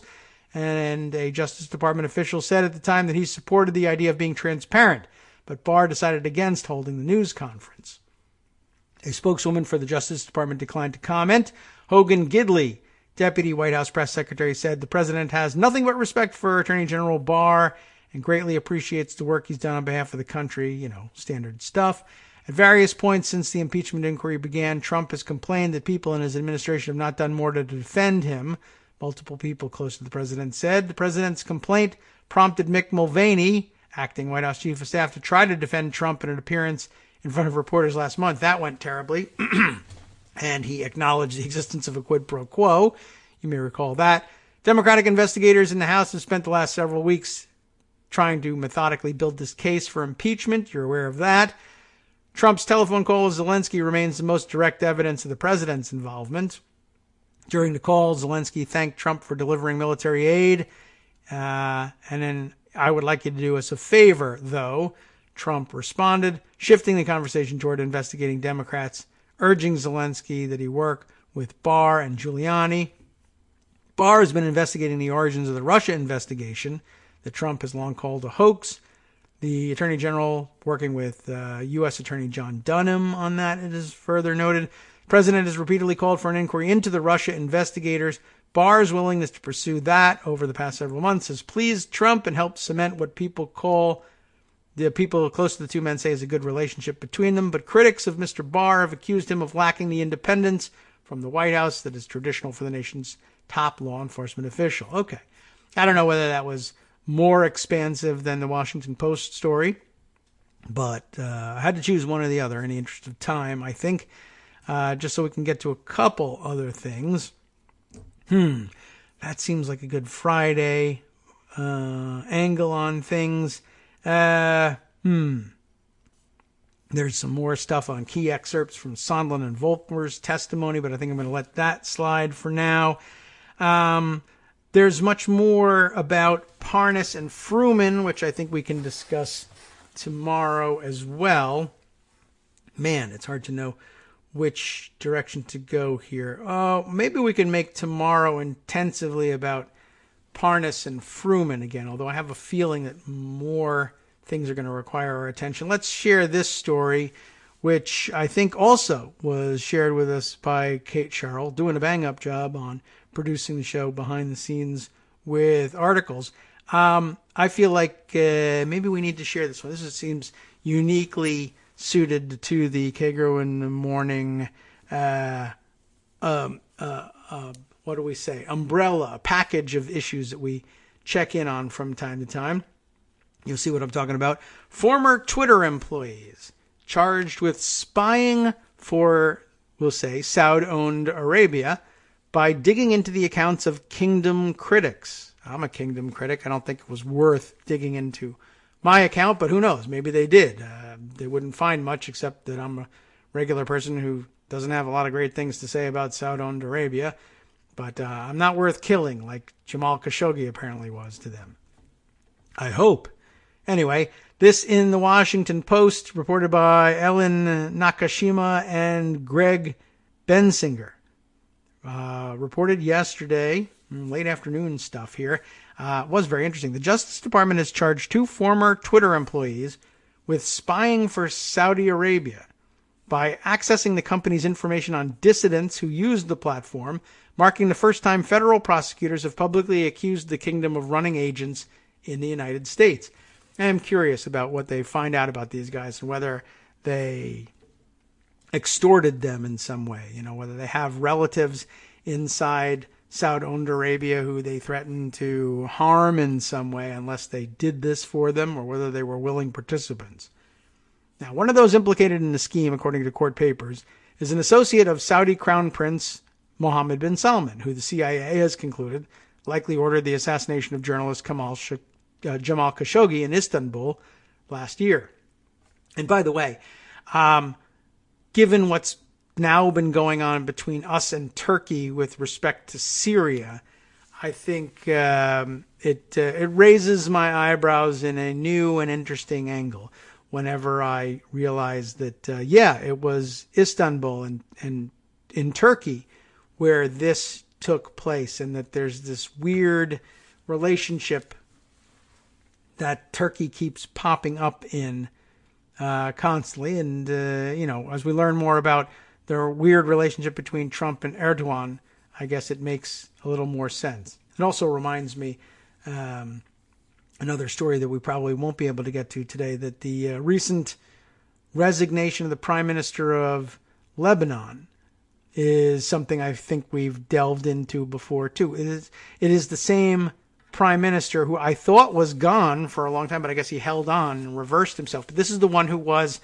remember, allegedly kidnapped by the Saudis at some point. The Prime Minister of Lebanon, kidnapped and held by the Saudis and held incommunicado for some time. And then until he announced his intention to resign, and then was released under very strange circumstances. I think they pointed out in some of the articles that he was disheveled and walked out of wherever he was in obviously oversized shoes, like his shoes had been lost here. Somebody had to give him shoes to walk home in. But he went back to Lebanon and continued serving as prime minister and is now resigning. And how odd is that happened, that he didn't resign right on the spot? The resignation was somehow ineffective for a couple of months. I don't know. But Saudi Arabia and their hold on the rest of the Muslim world, unbelievable. I mean, I guess I understand it. It's been long-standing and all, but the way they're using it is extraordinary. All right. Now back to this story in the Washington Post. Where were we? We left off by saying, yes, the case highlights the issue of foreign powers exploiting American social media platforms. We've heard about that, yes, to identify critics and suppress their voices. And it raises concerns about the ability of Silicon Valley to protect the private information of dissidents and other users from repressive governments. The charges, unveiled Wednesday in San Francisco, came a day after the arrest of one of the former Twitter employees, Ahmad Abuamo, my best guess there, a U.S. citizen who is alleged to have spied on the accounts of 3 users, including one whose posts discussed the inner workings of the Saudi leadership, on behalf of the government, if that's what it is, in Riyadh, on behalf of the royal family that owns Saudi Arabia, basically. Abuamo is also charged with falsifying an invoice to obstruct an FBI investigation. All right. Do I have that right? Abuamo. Abouammo. Abuamo, I'm guessing. Probably anglicized that a little too much, but okay. The second former Twitter employee, Ali Al-Zabara, a Saudi citizen, to the extent there are such things, was accused of accessing the personal information of more than 6,000 Twitter accounts in 2015 on behalf of Saudi Arabia. It's not just 3, it's 6,000. One of those accounts belonged to a prominent dissident, Omar Abdulaziz, who later became close to Khashoggi, a Washington Post contributing columnist who advocated for free expression in the Arab world.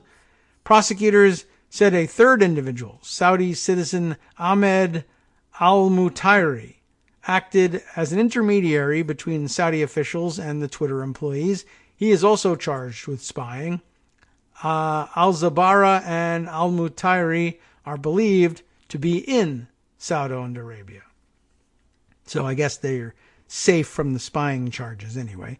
The criminal complaint unsealed today alleges that Saudi agents mined Twitter's internal systems for personal information about known Saudi critics and thousands of other Twitter users, said U.S. Attorney David L. Anderson. We will not allow U.S. companies or U.S. technology to become tools of foreign repression in violation of U.S. law. Twitter restricts access to sensitive account information, quote, to a limited group of trained and vetted employees, unquote, said a spokesman who spoke on the condition of anonymity to protect the safety of Twitter personnel. We understand the incredible risks faced by many who use Twitter to share their perspectives with the world and to hold those in power accountable. We have tools in place to protect their privacy and their ability to do their vital work. Well, apparently some of the trained and vetted employees turned out to be, well, allegedly anyway, spies for other countries. And we don't know if there are more countries than just Saudi Arabia doing this. The 3 men are accused of working with a Saudi official who leads a charitable organization belonging to Mohammed, I guess Mohammed bin Salman. Based on a description of the charity, the official is Badr al-Asakar, which was confirmed by a person familiar with the case who spoke on condition of anonymity. Asakar's charity, MISK, belongs to Mohammed, who is referred to in the complaint as Royal Family Member 1. Familiar with that terminology? According to the complaint, Asakar was working for and at the direction of Mohammed. That's an interesting way of putting it, Mohammed, as opposed to bin Salman. Which, you never know how to refer. I guess because he's a crown prince, we're doing it in the English convention here, right? Anyway, working for and at the direction of Mohammed with respect to his online presence on Twitter, In 2015, when most of the activity took place, Mohammed was a rising figure in the Saudi royal family. After King Abdullah died in January of 2015 and Mohammed's father, Salman, bin Salman, took the throne, he was appointed defense minister, Mohammed was, and a few months later, deputy crown prince. The activity was particularly pronounced, with Abu Ammo repeatedly viewing the dissident Abdul Aziz's data and calling Asakir during that period, according to the complaint. The Saudi embassy did not respond to a request for comment. The case shows, quote, just how early, unquote, the pursuit of Mohammed's critics began, as well as a willingness to pursue these people even when it involves the subversion of major American corporations and the targeting of people in friendly countries, said Brookings Institution senior fellow Tamara Kaufman-Witties. I wonder, is Tamara Kaufman-Witties related to Benjamin Witties? I don't know. I'm guessing maybe. The charges also reflect the wealth of data that tech firms compile on their users, including email addresses, payment methods, and internet protocol addresses that can give up a user's location. The case is incredibly significant, said Adam Kugel, not Google, but with a C, Kugel, a Human Rights Watch researcher who just published a study on Saudi Arabia's targeting of dissidents. Twitter is the de facto public space of Saudi Arabia, the place where Saudi citizens come and discuss issues. It's a space in which the Saudi authorities have used various means to curtail critical voices, including by seeking to unmask anonymous accounts, like Devin Nunes is doing right here in the good old free US of A, right? President Trump has drawn criticism for his administration's continuing close relations with the Saudi government, which has yet to act decisively against those involved in the Khashoggi killing. Asakir began cultivating Twitter employees in 2014 in an effort to gather user information the Saudi government could not obtain elsewhere, the complaint alleges. Abu Ammo, who was arrested in Seattle, worked for Twitter as a media partnerships manager. He met Asakir in London in late 2014. Within a week, he began illicitly accessing data for the Saudis, according to the complaint. One of his targets was referred to in the complaint as Twitter User 1, a prominent critic of the Saudi kingdom and royal family with more than 1 million followers. The description matches the account of Mujtahid, Mujtahidd, the Twitter handle for an anonymous person whose disclosures about corruption in the Saudi leadership have angered officials there. The identity of the targeted account was confirmed by a person familiar with the case. Asakir paid Abu Ammo at least $300,000 for his efforts and also gave him a hublot, maybe? I don't even know. A watch worth $20,000. You can bet I don't know how to pronounce that. Hublot. Are we giving it the French pronunciation? It's a $20,000 watch. Maybe it does have a French name. In May of 2015, Abu Ammo resigned from Twitter and moved to Seattle. Last fall, an FBI agent interviewed Abu Ammo at his home about the watch and his communications with Asakir and others. According to the complaint, Abu Ammo created a false receipt using his home computer during the interview to show a $100,000 payment received from Asakir to disguise the payments as media strategy work. Al-Zabara was hired by Twitter in August of 2013 as a site reliability engineer. His work as a Saudi agent began in May of 2015, the complaint alleges. By then, Asakir was an employee of the Saudi royal court and had become director of Mohammed's private office. In May of 2015, Al-Zabara flew to Washington, D.C., where he had plans to meet Asakir, according to the complaint. Al-Mutairi was also in Washington at the time, as was Mohammed, who paid a visit to the White House. Yes, right about that time. So he was actually conducting the setup business for this espionage while he was visiting the White House. How odd. Within a week of returning to San Francisco, Al-Zabara began to trawl through Twitter users' private data en masse, the complaint alleges. As Abu Ammo had done, Al-Zabara looked at Mujtahidd's account. He also scrutinized the account of a well-known and influential critic of the government who lives in asylum in Canada. a description that matches Abdulaziz, whose identity in the case was confirmed by this person familiar with the matter. Abdulaziz last month sued Twitter, alleging it failed to alert him that his account had been hacked by Al-Zabara, despite, the suit says, Twitter having reason to believe that it had happened. Abdulaziz, whose two brothers have been detained by the Saudi government, forged a friendship with Khashoggi in 2017. The two were organizing a project inside Saudi Arabia to challenge pro-government trolls on Twitter in the months before Khashoggi's killing. On December 2nd, Twitter confronted Al-Zabara about his accessing of user data. He said he did so out of curiosity, the complaint said. He was placed on leave the following day. He flew to Saudi Arabia. You're on leave. You'll be back any time soon. As soon as we clear things up. Yeah, well, I'm out of here for Saudi Arabia. How interesting to find out that this was all going on while our good friend and ally from Saudi Arabia, Mohammed bin Salman, was not only in the U.S., but visiting the White House. Jesse Lee may have had it right. Mark his words. One day we'll find out that something profoundly corrupt has come out of Trump's visit, his first state visit to any country anywhere, to Saudi Arabia. That oddity, I guess, may come back to bite us eventually. From Daily Kos Radio on netrootsradio.com. You have been listening to the Kagro in the Morning Show with David Waldman.